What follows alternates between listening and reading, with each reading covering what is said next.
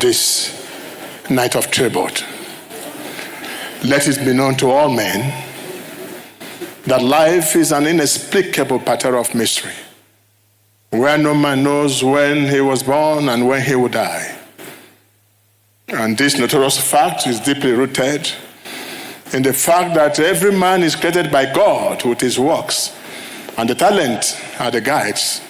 For no man can grow above or beyond his destiny. For every man's destiny has a relationship with God. So let it be with Ifeanyi Ubah. Let it be with the Nnewi-born politician. Let it be with our brother. Let it be with the great philanthropist, the great leader, the motivator. Let it be the lover of mankind and citizen of humanity. May his soul rest in peace. And to you, the Ubahs, madam, and your lovely children particularly, no one here can imagine the pains you are going through. Neither can anyone attest to what is going through your mind. A sense of loss, not necessarily in the demise of your husband, but in the remembrance of those wonderful moments you once shared. Only God can heal this wound and no one else.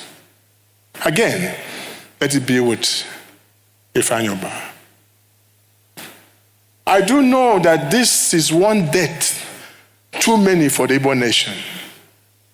A few months ago, it was Ezife, Governor Ezife. It was Iwanyanwu. It was Ogbeneonu. And we thought that was dealing with the older generation. Here comes a young man, vibrant, still full of energy, with a promising future, joining the queue. Then I wonder, what is life after all? Why all these struggles and why all these pains and challenges ahead? I have not died before, and I don't intend to die soon. But let me say something, that I do know that the Ikemba Ojukus, the Kwemes, and these great leaders of note who have left us, since the spirit never dies, I'm sure, they are having meetings somewhere. And I can only imagine what kind of meeting is saying. And their meeting is Sundibo. And Igbo, hear me, what is the likely thing these leaders are discussing now, including the youngest of them all, Ifeanyi Ubah. The question they're asking, Igbos, why do you play the politics of hate? Why do you hate one another? Ojukwu recalled his quarrels with Ekweme, and now they say it is vanity. Iwanyanwu recalled his quarrels with Enwerem, now they are in one place. And so,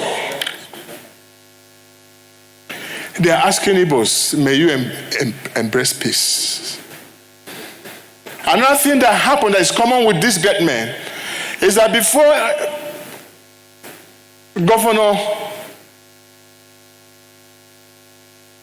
the death of Iwanyanwu made a plea to Federal Republic of Nigeria.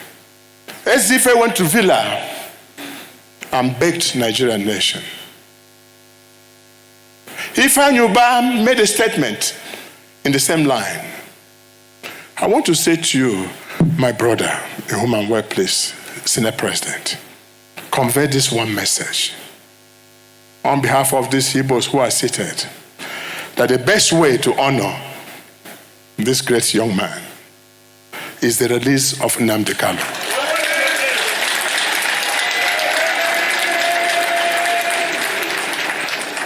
So that the Igbos can go home and reorganize their place.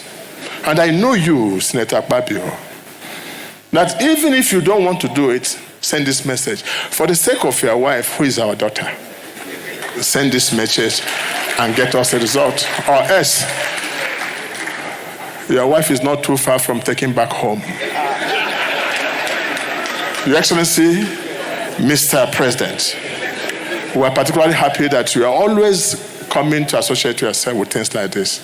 Nigeria still remains very grateful. Thank you, and God bless all of you. My people, my people. Our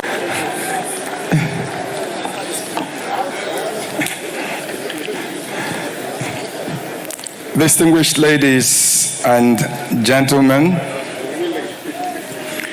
when they say that distinguished Senator Ifeanyi Ubah is a bridge builder, tonight I saw a very long bridge